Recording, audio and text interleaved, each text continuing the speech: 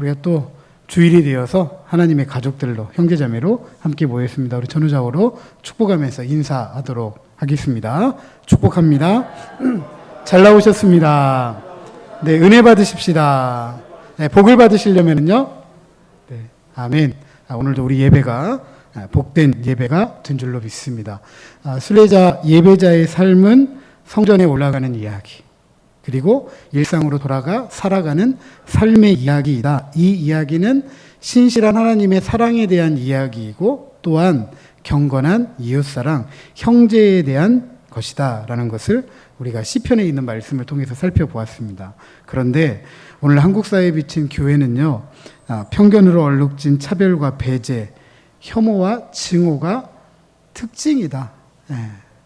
많은 사람들이 그렇게 교회를 보고 있다라는 사실을 부정할 수 없는 그런 시대를 우리가 살아가고 있습니다. 그래서 하늘을 바라보고 이 땅을 살아가는 순례자 예배자로 하나님 사랑, 이웃 사랑 실천하면서 하나님의 샬롬을 이루고 성취하는 교회로 우리가 회복하기 위해서 함께 빌레몬서의 말씀 살펴보고 있습니다. 오늘 마지막 시간이고요. 앞선 이야기들 잠깐 정리해보고 오늘 말씀 살펴보고자 합니다. 바울이 사랑하는 동역자였던 빌레몬에게 편지를 쓰죠. 죄인인 노예 오네시모가 바울의 사랑받는 동역자가 되었기 때문에 동등한 차원에서 사랑받는 형제, 사랑받는 동역자로 죄인이지만 노예이지만 오네시모를 받아줘라. 그리고 교회는 빌레몬이 이런 죄인이다 노예인 오네시모를 잘 받아줄 수 있도록 빌레몬을 격려해줘라 라고 쓴 편지가 바로 빌레몬서입니다. 이렇게 죄인이면서 노예인 한 사람을 사랑받는 형제, 사랑받는 동역자로 받아들일 수 있는 이유는 뭐냐 하면 첫 번째는 하나님께서 주시는 은혜와 평강 때문이었습니다. 두 번째로는 빌레몬이 나는 하나님에 대한 믿음이 있다, 주님에 대한 믿음이 있다라는 것을 스스로 확증했어요. 그래서 성도들은 빌레몬의 이 사랑의 믿음, 믿음의 사랑, 믿음의 교제를 통해서 평안을 얻었고 기쁨과 위로를 얻었던 것처럼 죄인인 노예 오네시모에게도 동일한 믿음의 사랑, 사랑의 믿음, 믿음의 교제를 통해서 너의 믿음 있음을 증명해라, 사랑으로 나타내라 라고 권면을 합니다. 그런데 이 사랑을 내가 사도니까 그렇게 해라 라고 말하는 것이 아니라 사랑의 법이 갖는 권위에 따라서 자발적으로 그렇게 따라갈 때 빌레몬이 하나님의 성품에 참여하는 사람, 그래서 실제로 하나님의 샬롬을 이루고 성취하는 사람이 되도록 하였던 것입니다. 또한 바울은 보이지 않는 하나님의 섭리, 즉 신앙의 본질적인 이유를 따라서 빌레몬이 저 죄인이자 노예였던 오네시모를 종 이상으로 사랑받는 형제와 동역자로 받아줄 것을 권면했습니다. 어느 누구도 죄인이자 노예였던 오네시모가 바울을 만날 것이라고 생각을 못했어요. 그런데 하나님께서 그 발걸음을 나에게 인도했고 나를 만났고 나를 만나서 변했고 이제는 내가 함께 할 수 있는 동역자가 된 것만큼 이걸 하나님의 섭리라고 이해를 해야 되지 어떤 인간의 노력으로 이해할 수가 없는 것이다. 그러므로 하나님의 섭리를 따라서 종 이상 사랑받는 형제 동역자로 받아줄 것을 호소합니다. 그러면서 마지막에 이런 호소를 하죠. 죄인이자 노예였던 오네시모가 너에게 돌아갈 때 누구를 영접하듯 하라? 바울을 영접하듯 하라. 나를 영접하듯 죄인이다 노예였지만 종 이상 사랑받는 형제 동역자로 영접해 주어라 라고 하였습니다. 왜냐하면 바울과 빌레몬이 예수님의 거룩한 생명을 얻었던 것처럼 죄인이자 노예였던 오네시모도 예수님으로부터 하나님의 생명을 소유한 하나님의 사람, 예수님짜리이기 때문에 그렇습니다. 이로써 바울은 그리스도 안에서 기쁨과 평안 얻기를 기대했고요. 이것이 그리스도인들이 따라야 할 삶의 방식, 그리스도 안에서 살아가는 삶의 방식이다라는 말씀을 살펴보았습니다. 오늘은 빌레몬에게 보내는 바울의 마지막 편지의 내용입니다. 이 부분은 크게 두 가지로 나누어져 있는데 한 부분은 22절에 내가 너를 방문하고 싶다. 골로새 교회에 가고 싶다라는 바울의 방문 계획과 23절 이하 25절에 보면 빌레몬뿐만 아니라 다른 여러 동역자들을 함께 축복하고 문안하는 그런 내용으로 구성되어져 있습니다. 이런 구성을 따라서 오늘 말씀 잠깐 살펴보고자 합니다. 먼저 바울의 방문 계획이죠. 바울의 방문 계획은 상당히 구체적입니다. 바울은 뭐라고 이야기하죠? 내가 머무를 숙소를 마련해달라.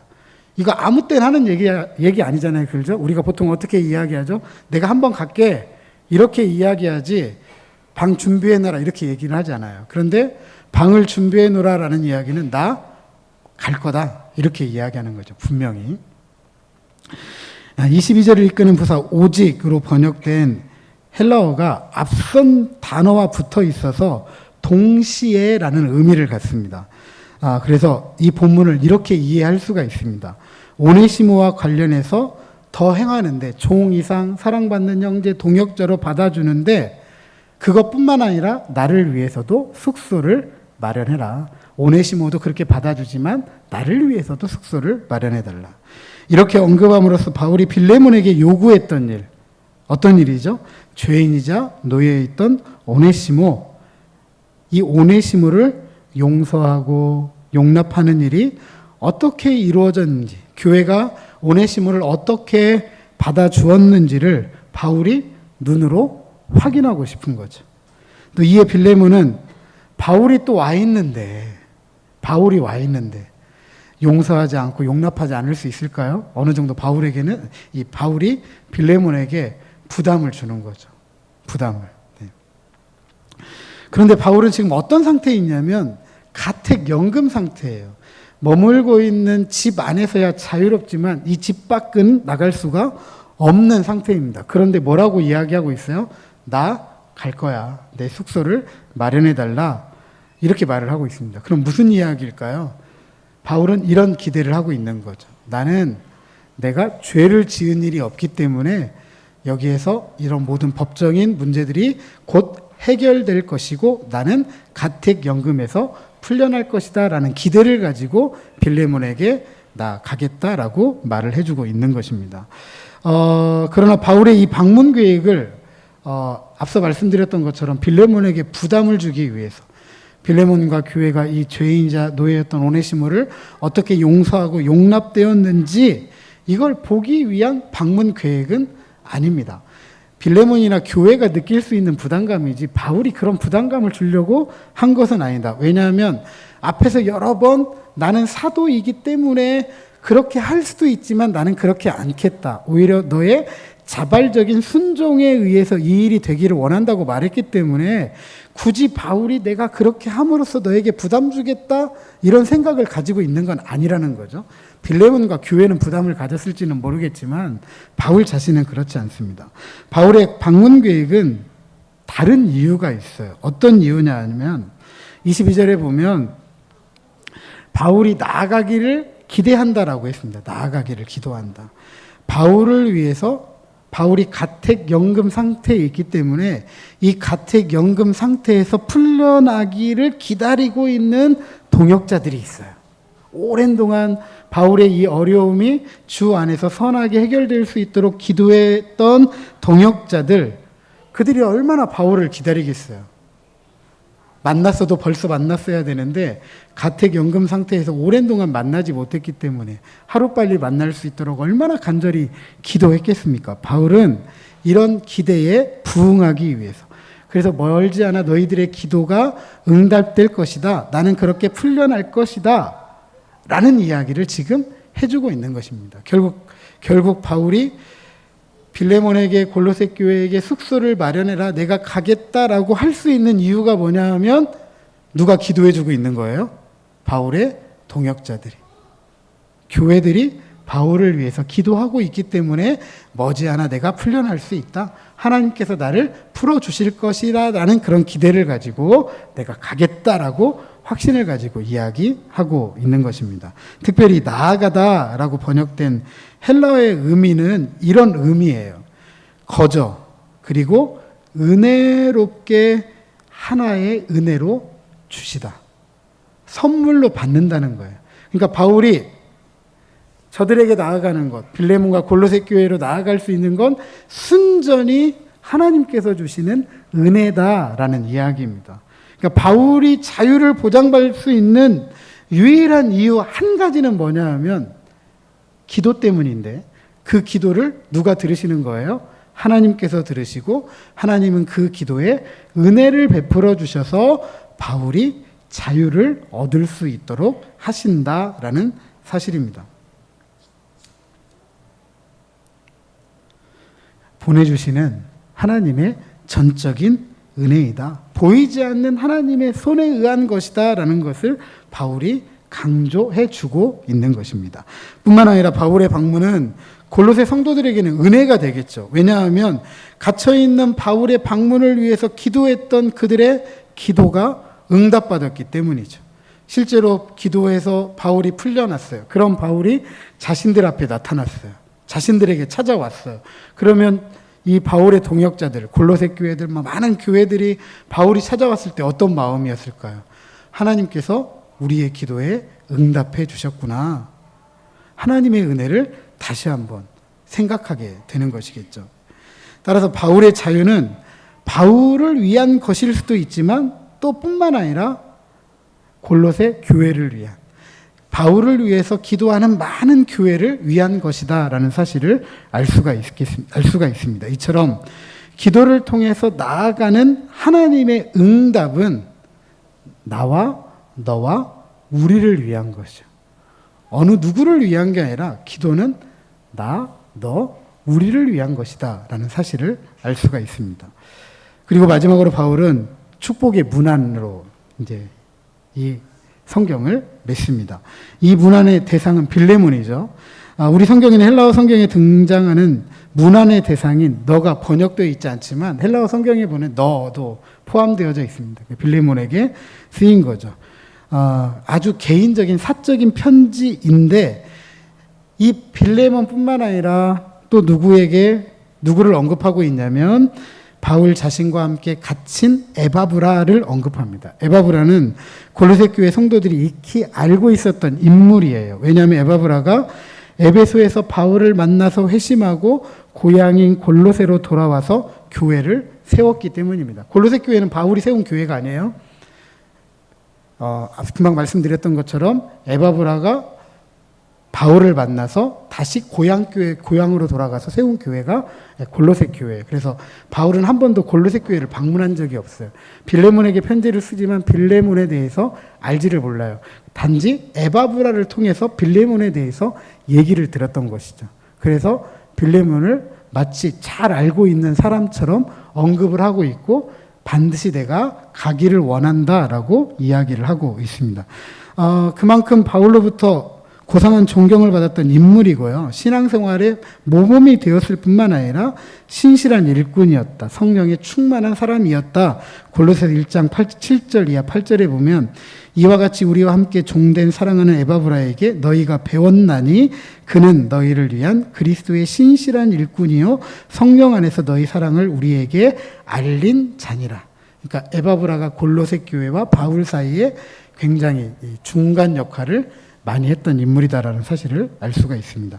그런 그가 바울과 함께 갇혔다. 이 갇혔다라는 표현을 은유적으로 받아들여서 그리스도께 붙잡혔다라고 생각하는 경우도 있습니다. 실제로 바울이 나는 갇혔다라고 할 때 이 갇혔다라는 표현이 두 가지 의미가 있어요. 그리스도에게 갇힌 것이기도 하고 실제로 가택연금을 당해서 갇힌 것이기도 하고, 지금 이 에바브라가 갇혔다라고 할 때 앞서 말씀드렸던 것처럼 그리스도에게 붙잡혔다, 그리스도에게 갇혔다라고 생각하는 경우도 있고, 또는 에바브라가 자원해서 가택연금을 당하고 있는 바울과 함께 있었다, 그래서 갇혔다라고 생각하시는 분들도 있고, 네, 그렇습니다. 어찌되었든지 간에 이 바울과 에바브라가 상당히 깊은 관계였다. 동역자로서 상당히 깊은 관계였다라는 것을 우리가 알 수가 있겠습니다. 다시 말해서 바울은 24절에 등장하는 동역자들과 갇힌 에바브라를 굉장히 전혀 다르게 소개해요.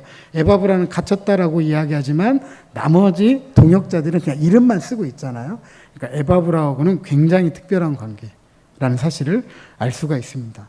중요한 건 바울이 보통 사람은 아니잖아요. 그죠? 바울이 보통 사람은 아니에요. 바울, 제가 오해는 하지 마세요. 제가 바울을 개인적으로 만나보거나 그렇지는 않았지만 굉장히 바울은 확고한 사람. 그리고 자기가 알고 있는 이 확고한 것 때문에 이 사람들과 좀 갈등도 많이 일으켰던 사람. 이렇게 성경은 기록하고 있습니다. 오죽하면 마가, 오늘 본문에도 마가가 있지만 이 마가가 사역이 조금 마음에 들지 않았어요. 그래서 다음 사역에 갈 때 바나바는 그래도 내 조카니까 데리고 가자. 잘 키우면 훌륭한 사역자가 되지 않겠느냐라고 하지만 바울은 마음에 들지 않으니까 안 돼. 절대 못 데려가. 그래서 결국 바울과 바나바가 헤어지게 되잖아요. 이 정도로 바울이 그런 사람인데 이런 사람에게 쟤는 나하고 갇혔다. 이렇게 말할 정도 되면 에바브라는 이 바울의 마음에 상당히 흡족했던 사람. 같이 사역하고 싶은 사람. 그런데 그 중에 또 한 사람이 누구였어요?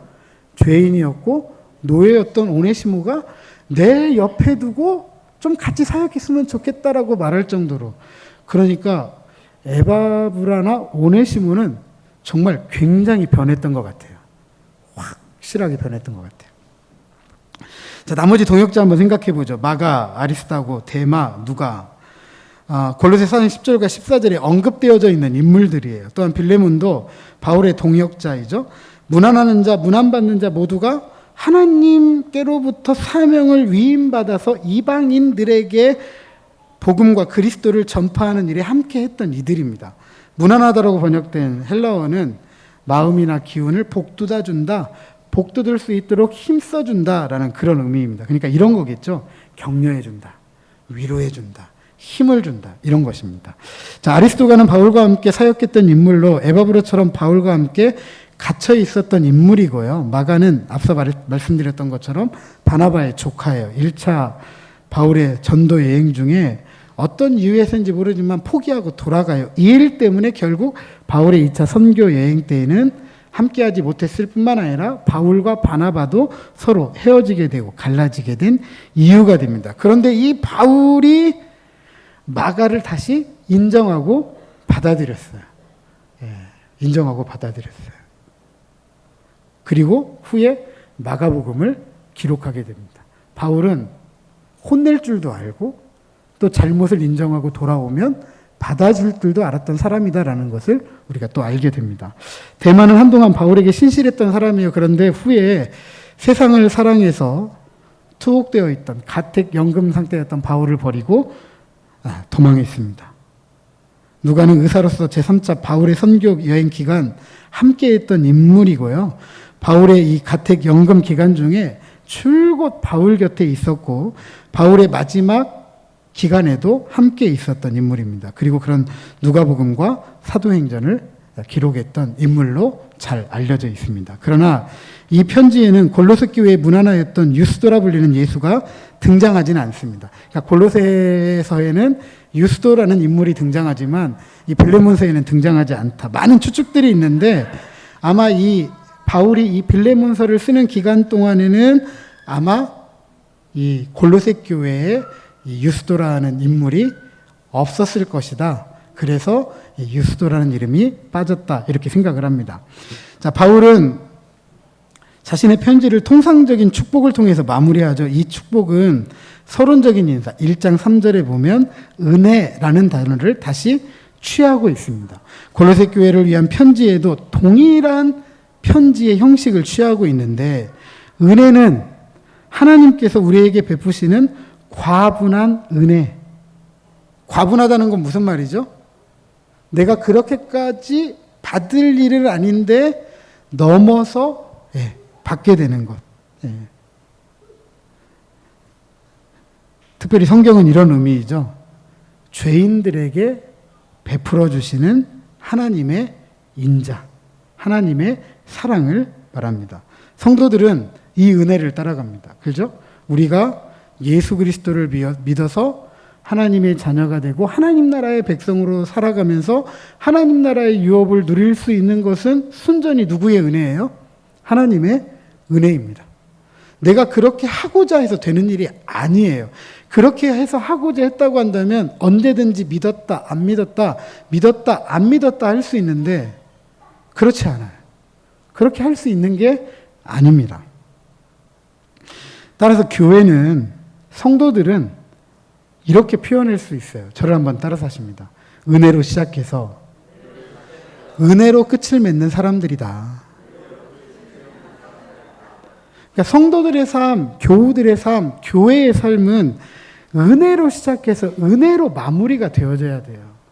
근데 시작은 은혜로운데 꼭 마무리가 은혜롭지 못할 때가 참 많아요.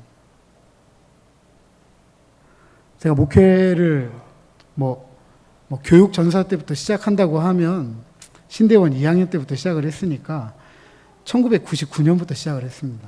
그러면 20년이 훨씬 넘었잖아요. 그죠? 23, 4에 이렇게 됩니다.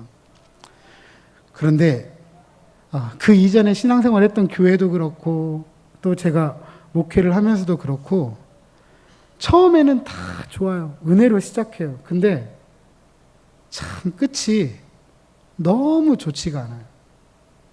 그런 분들이 너무 많아요. 그런 교회가 너무 많습니다. 제가 섬겼던 교회도 마찬가지예요. 제가 어렸을 때 다녔던 교회도 마찬가지고 제가 처음 교육전사로 사역했던 교회도 마찬가지고 참 눈물 나는 일이 너무 많습니다. 제가 여기 오기 전에 대전에 있었고 대전에 오기 전에 전주에 있었는데 그 교회도 그런 이전의 아픔들을 가지고 있는데 또 그런 아픔들을 반복적으로 그 은혜가 뭔지를 잘 모르는 것 같아요. 내가 과분하게 받았다 생각하면 어떤 성품이 우리 안에 생기죠? 내가 과분하게 받았어요. 내가 마땅해서 받은 게 아니라 내가 그렇지 못한데 그만큼을 받았어요. 그럼 어떤 도덕적 성품이 우리 안에 생기죠? 감사하고 겸손하고 은혜를 생각하게 되고 그죠? 근데 이걸 잊어버리면 결국 누가 드러나기 시작하죠? 나는 괜찮고 나는 의로워요. 너는 나보다 좀 낫고 의롭지 못하고 자꾸 평가하고 비판하고 원망하고 불평하게 돼요. 은혜가 사라지고 나면 결국 남는 건 뭔만 있냐면 다툼만 남아요. 미움이 남고 다툼이 남고 갈등이 생기고 나중에는 싸움하고 나중에는 다시 안 볼 것처럼 등져버리고 우리는 은혜로 시작해서 은혜로 마무리하는 사람들, 은혜로 시작해서 은혜로 삶을 끝맺는 사람들, 하나님의 은혜가 함께하는 삶을 살아가는 우리 모두가 되시기를 주님의 이름으로 축복합니다. 바울은 빌레몬과 그의 가족, 그의 집에 모였던 성도들에게도 문안을 하죠. 이들에게 하나님의 은혜가 함께 있기를 축복합니다. 그런데 이 구절에 특별한 단어가 사용되고 있어요. 그건 뭐냐 하면 25절에 심령입니다. 심령. 일반적으로는 너희와 함께라고만 표현이 되는데 굳이 심령이라는 단어를 쓰고 있어요. 심령이라는 단어는 영 또는 내적 자 이렇게 번역됩니다. 종종 이 단어가 성경에 쓰일 때 이렇게 쓰입니다. 한 사람의 전인적인 삶, 전인, 인격, 한 사람의 인격을 의미하는 걸 의미해요. 따라서 하나님의 은혜가 심령과 함께 있으면, 심령이 함께 있으면 은혜가 나타나는 거죠. 그렇죠? 하나님의 은혜가 한 사람의 인격에 충만하면 그 인격에 뭐가 흘러요? 은혜가 흐르게 되는 거예요. 항상 감사로 가득 차 있는 사람들은 항상 말할 때 뭐라고 이야기하죠? 감사합니다. 감사합니다. 감사합니다. 감사합니다. 내가 분에 넘친 것을 받으신 분들은 항상 나누어요. 항상 나눕니다. 즉 하나님의 은혜가 나타나면 오네시모에 대한 태도 역시 하나님의 은혜가 나타나야 된다라는 거예요. 내가 하나님의 은혜로 나의 인격이 갖추어져 있다라고 한다면 어떤 사람들에게도 그 인격이 흘러가야 된다. 하나님의 은혜가 흘러가야 된다. 합리적으로 이 상황과 환경과 여건, 사건들이 이해가 되지 않아요. 자연스럽지 않아요. 그럼에도 불구하고 그것이 불가능한데 하나님의 은혜가 임하면 불가능한 것이 받아들여지게 되더라. 환경도, 상황도, 여건도, 사건도. 바울은 빌레몬에게 편지를 마무리하면서 이런 특별한 의미를 부여하고 있는 것입니다. 이 의미는 빌레몬과 함께 있는 모든 사람들, 골로새 교회 모든 성도들에게 해당되는 것입니다. 은혜는 흘러가야 된다. 내가 은혜를 안다고 한다면 그 은혜를 흘려보낼 수 있어야 된다. 그래야 은혜로 시작해서 은혜로 마무리하는 것이지 나만 은혜 알고 있으면 뭐 하겠어요? 그건 나한테만 좋은 거죠. 앞서 말씀드렸지만 기도는 하나님께서 우리에게 응답해 주시는 특별한 수단이에요. 그것도 은혜로. 그러면 그 은혜가 나도 좋고 너도 좋고 누구도 좋아야 된다고요? 우리도 좋아야 돼요. 그러면 그 은혜가 어떻게 해야 돼요? 흘러가야 돼요. 흘러가야 돼요. 그런데 이 은혜가 어떻게 나타나요? 내가 그렇게 살아갈 때 나타나는 거죠. 내가 그렇게 살아가지 않으면 나타나지 않아요. 아무리 저수지에 물이 가득하다 할지라도 논밭에 작물이 잘 되려면 뭐가 흘러가야 돼요? 물이 흘러가야 돼요. 우리 물 많아 아무리 하더라도 그 물이 논밭에 흘러가지 않으면 그 물 의미 있어요? 없어요? 의미가 없는 거예요. 은혜 받았어. 아무리 은혜 받았지만 은혜가 흘러가지 않으면 자기만 좋은 거죠. 하나님께서 세상에 샬롬을 이루기 위해서 교회 공동체를 세우시고 예수님을 십자가에 못 박으셨는데 이 예수님의 십자가에 못 박히신 사건이 나에게 은혜가 되고 하나님의 샬롬이 이 땅에 이루어지려면 그 은혜가 흘러가야 돼요. 나는 어떤 사람이 되어야 돼요? 그 은혜를 흘려보내는 통로가 되어야 되죠. 통로가 되어야 되죠. 아무리 한국수자원공사에서 좋은 물을 만들어 놓으면 뭐예요?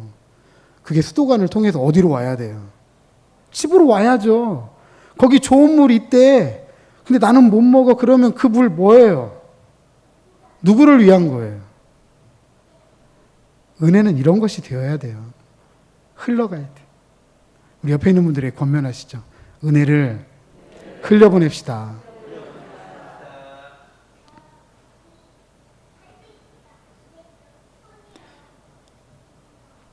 내가 받은 은혜, 내 것이지만 그 은혜는 누구 것이기도 해요? 너의 것이기도 하고 우리의 것이기도 하다. 아멘. 사랑하는 성도 여러분, 바울은 빌레몬에게 마지막 인사를 나누면서 자신의 방문 계획, 또 축복의 인사를 아끼지 않아요. 방문을 통해서 오네시모를 잘 용납하고 용서하고 있는지 확인하고 싶기도 했을 거예요. 하지만 그것보다 더 중요한 건 골로새 교회 교인들이 바울을 위해서 기도하고 있었습니다. 바울이 갇혀 있었으면서도 이 이야기를 들을 수 있었던 이유는 하나님의 은혜이고 이 은혜 때문에 저들의 기도가 응답받는 것입니다. 그리고 이 은혜는 흘러가야 돼요. 바울은 그 은혜를 흘려보내기를 원했던 거예요. 너희들의 기도가 응답되었다라는 것을 자신의 모습을 통해서 보여주고 싶었던 거예요. 그래서 이들이 더 하나님의 은혜를 갈구하고 하나님의 은혜 가운데 하나님의 은혜를 흘려보내는 삶을 살아가기를 원했던 것입니다. 제가 가만히 이 본문을 준비하면서 갑자기 하나님께서 생각나게 하신 거예요. 뭐 많은 사람들이 있는데 두 인물이 떠올랐어요. 실명을 거론하기에는 너무 죄송스럽기 때문에 거론하기는 어렵고, 홍대 S교회 목사님 한 분, 그 다음에 1980년대 중반 이후에 1990년대까지 한 시절에 한국 CCM, 찬송, 복음송을 이끌었던, 지금은 일본에 가서 선교사를 하고 계시더라고요. 두 분 다 여자 문제하고 아주 안 좋았어요. 여자 문제 때문에 한국 교회뿐만 아니라 사회를 시끄럽게 했습니다. 그런데 한 분은 용서를 구하지 않아요. 용서를. 근데 한 분은 용서를 구했어요.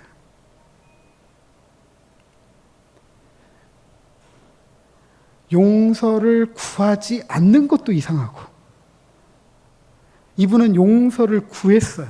나는 이런 사람이었습니다. 나는 이런 죄를 지었습니다.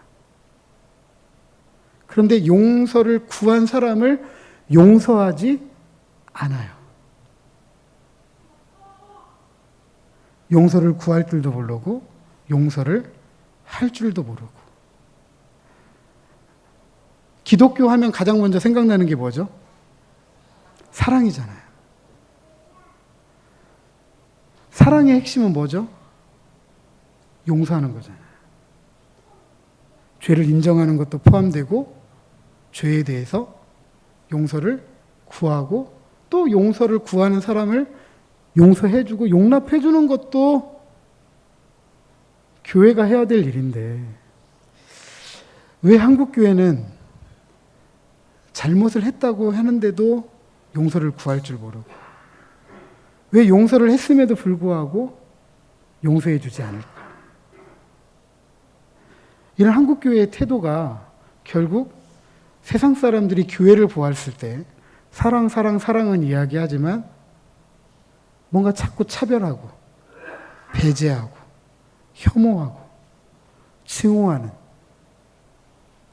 이런 모습으로 비춰주는 건 아닐까, 이런 생각들을 참 많이 하게 됐습니다. 그래서 오늘 이 본문을 생각하면서 어떤 제목으로 할까? 은혜로 시작해서 은혜로 끝나는 삶인데 그러면 어떤 제목이 좋을까 해가지고 고민하다가 붙였던 것이 은혜가 흘러갈 때라고 했습니다. 은혜를 알면 용서를 구하겠죠. 그죠? 용서를 구하죠. 자녀들이 왜 부모에게 잘못했을 때 잘못했습니다라고 이야기하죠? 왜 부모들에게 잘못했습니다라고 이야기하죠? 부모는 용서를 구하면 용서할 줄 아는 분이기 때문에 그래요. 교회는 하나님의 사랑을 알기 때문에 우리가 그런 죄인이었을 때 아무런 조건 없이 자기 아들을 십자가에 내어주신 하나님의 사랑을 알기 때문에 죄를 고백하는 거잖아요. 아멘. 그리고 우리가 죄를 고백할 때 그분은 미쁘시고 의로우셔서 우리의 죄를 용서해 주시는 분이잖아요.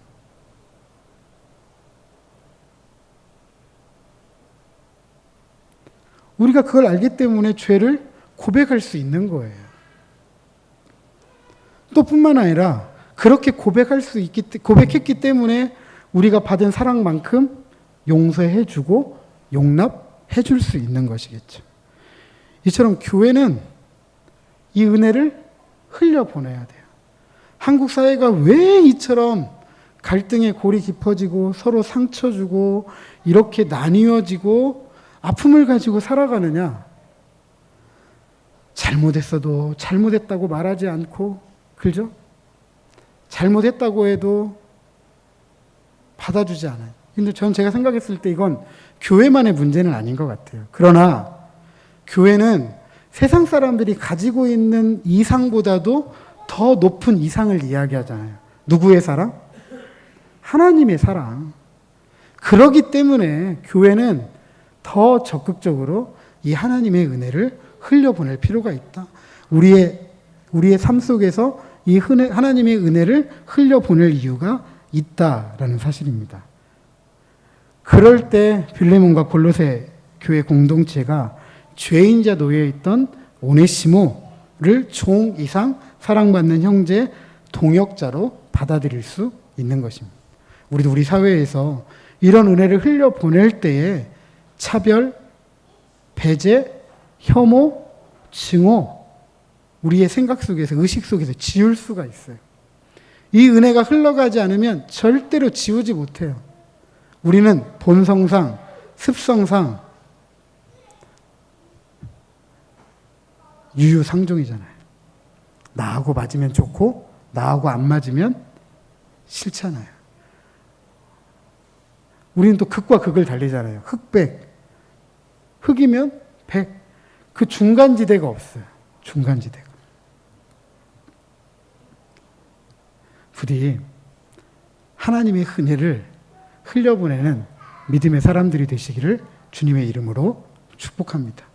이 은혜를 가지고 살아가시면서 편견으로 얼룩진 차별과 배제, 혐오와 증오가 특징이 되어버린 우리 조국교회 다시 회복하고 하나님의 샬롬을 이루어가는 저와 여러분 우리 모두가 되시기를 주님의 이름으로 축복합니다.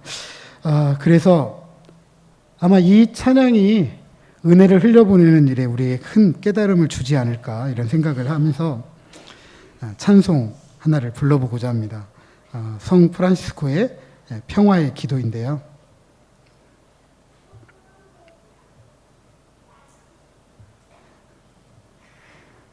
제가 요즘 목 상태는 별로 좋지는 않지만 이 찬양을 통해서 함께 은혜를 흘려보내는 사람들은 어떤 삶을 살아야 되는지 함께 나누어 보고자 합니다.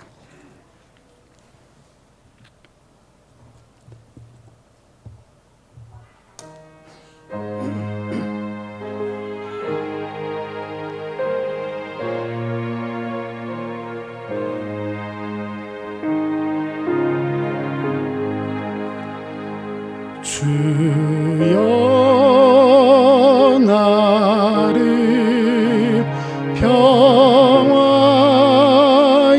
도구로 써주소서.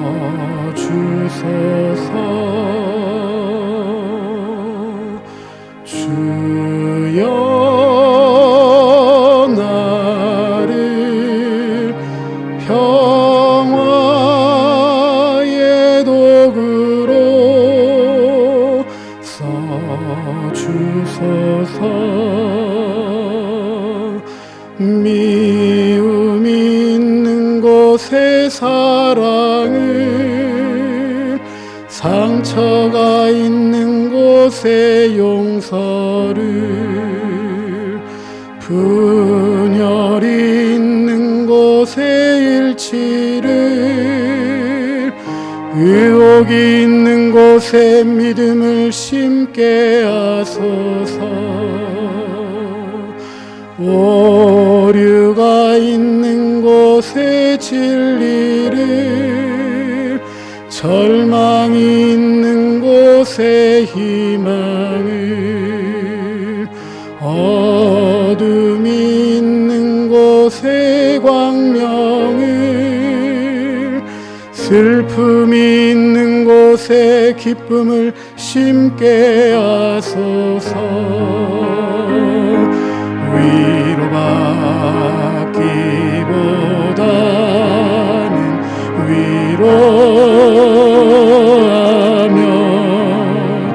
이해받기보다는 이해하며, 사랑받기보다는 사랑하며,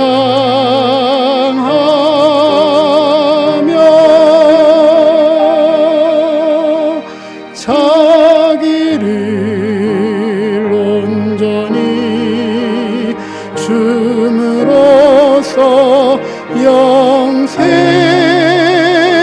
얻기 때문이니. 주여